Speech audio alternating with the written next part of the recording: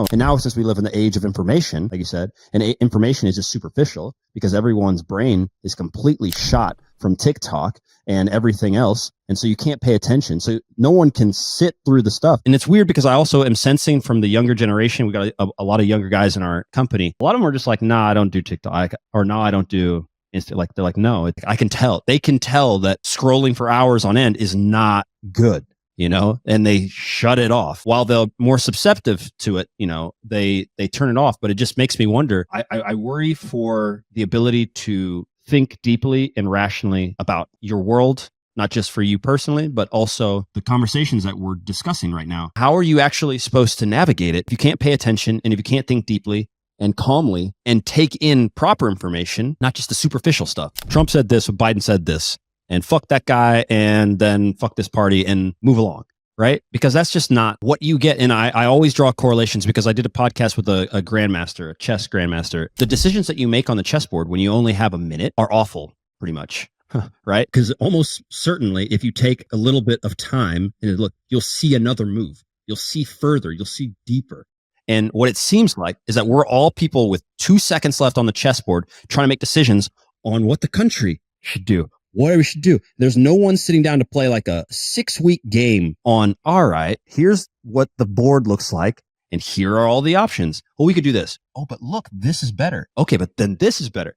None of that's happening. That's what truly worries me because I see it in people choosing things for their daily lives, because we have a lot of people in our other side that want to become professional footballers and they want to train and then do this stuff. And so they'll just see a video, they'll just do this thing and they'll just do this. I'm like, that's not going to work. As they sit down and think about it, they come to the right decision. So that's my biggest thing where I look at it is rational, deep thought and deep thinking in trouble? That's my thing. You know, I think that's possible. I can kind of see that too when a thought, and not even that a thought is deep, I think even an unpleasant thought, the idea of just not sitting with a thought or a feeling that doesn't bring you some sort of like endorphin stimulation, the ability to just be like, I'm bored, look at my phone, instead of like sitting, feeling something, you know what I mean? Sometimes I think about it as like a lens, you know, the macro and the micro, when I sort of look way back, as I often do for the timeline of history, to be like, okay, and then we went from the Renaissance to the Age of Discovery.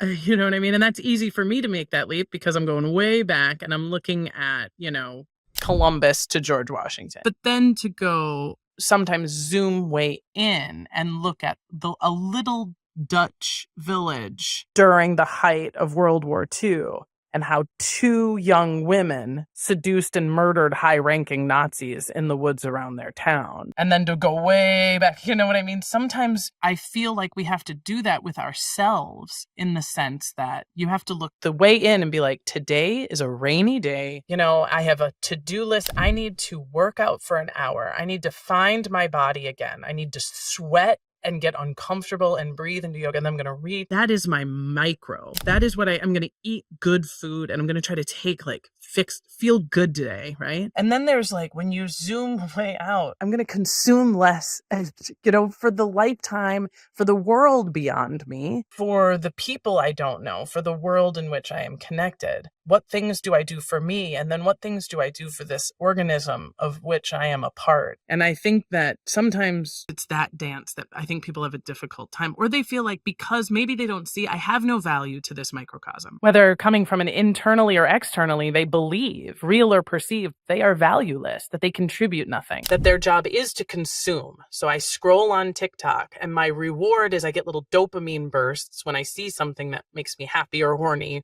or sad or excited. And I'm just here to consume and seek out something that just maybe makes me feel good for a moment. And if I was really great, if I really achieved greatness, maybe I could put something on TikTok that would give someone a dopamine burst. But that's the limit of my understanding. That's the sphere in which I've decided to live, and who gives and who gets a little dopamine burst from this device I hold in my hand. And, you know, I don't know what we do about that, Will. Because I'd be lying to you if I said that I didn't get it, that I haven't spent my hours just scrolling and feeling, riding that wave of, oh no, that's terrible. Oh, that's so funny. That made me laugh. And just being like, maybe this is what life is. Maybe that's enough.